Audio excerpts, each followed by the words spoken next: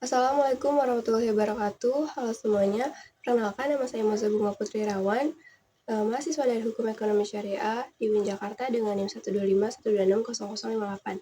Di sini, saya akan memaparkan studi kasus tentang konferensi tingkat tinggi atau KTT G20 Bali tahun 2022. Di sini Indonesia menunjukkan bagaimana Indonesia menjalankan politik luar negeri yang bebas dan aktif dengan menjadi mediator di tengah situasi dunia yang sangat krisis. KTT G20 diselenggarakan pada 15-16 November 2022 di The Apurva Kempinski, Nusa Dua Bali.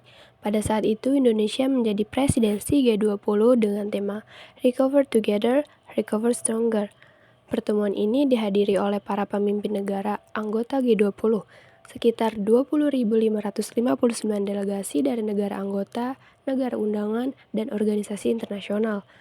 Presiden Indonesia yaitu Joko Widodo pada saat itu bertindak sebagai tuan rumah.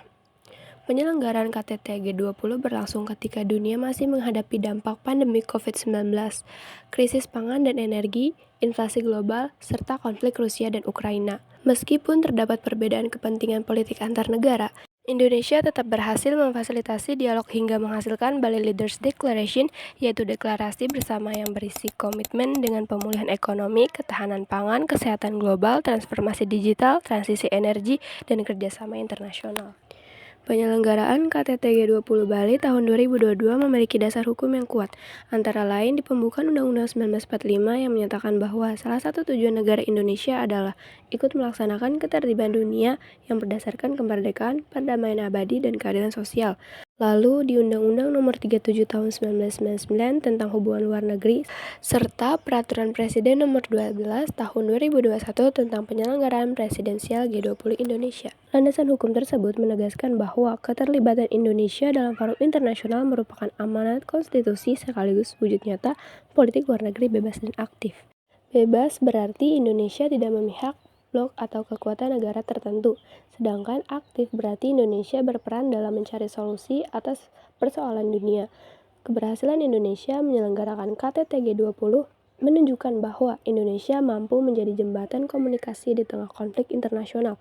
Selain meningkatkan citra Indonesia di mata dunia, forum ini juga membawa manfaat bagi sektor pariwisata, investasi, dan perekonomian nasional. Namun, terdapat beberapa tantangan, seperti tingginya biaya penyelenggaraan, pengamanan yang sangat ketat, serta sulitnya mencapai kesepakatan karena adanya konflik geopolitik antara negara. Beberapa solusi yang dapat dilakukan antara lain yang pertama, memperkuat diplomasi Indonesia agar tetap menjadi mediator yang dipercaya dunia. Yang kedua, menindaklanjuti hasil Bali Leaders Declaration melalui kerjasama nyata di bidang kesehatan, ekonomi, dan energi. Yang ketiga itu meningkatkan koordinasi antar instansi agar penyelenggaraan forum internasional berikutnya semakin efektif. Dan yang terakhir, yang keempat, memanfaatkan forum internasional untuk menarik investasi, memperluas perdagangan, dan memperkenalkan potensi Indonesia. Menurut saya, keberhasilan KTT G20 Bali ini membuktikan bahwa Indonesia memiliki posisi penting dalam percaturan politik internasional. Saya menyadari bahwa diplomasi tidak hanya berkaitan dengan hubungan antar negara, tapi juga berdampak langsung terhadap kesejahteraan masyarakatnya. Bisa dilihat dari peningkatan investasi, pariwisata, dan kerjasama ekonominya. Sebagaimana kita sebagai generasi muda, kita perlu mendukung citra positif Indonesia dengan menjaga persatuan, menghargai perbedaan, dan meningkatkan kemampuan bersaing di tingkat internasional. Dengan demikian, pemaparan studi kasus KTT G20 tahun 2022 ini, melalui forum ini Indonesia menunjukkan bahwa politik luar negeri bebas dan aktif dapat diwujudkan melalui diplomasi yang mendapatkan dialog, kerjasama, dan perdamaian dunia. Sekian, terima kasih. Wassalamualaikum warahmatullahi wabarakatuh.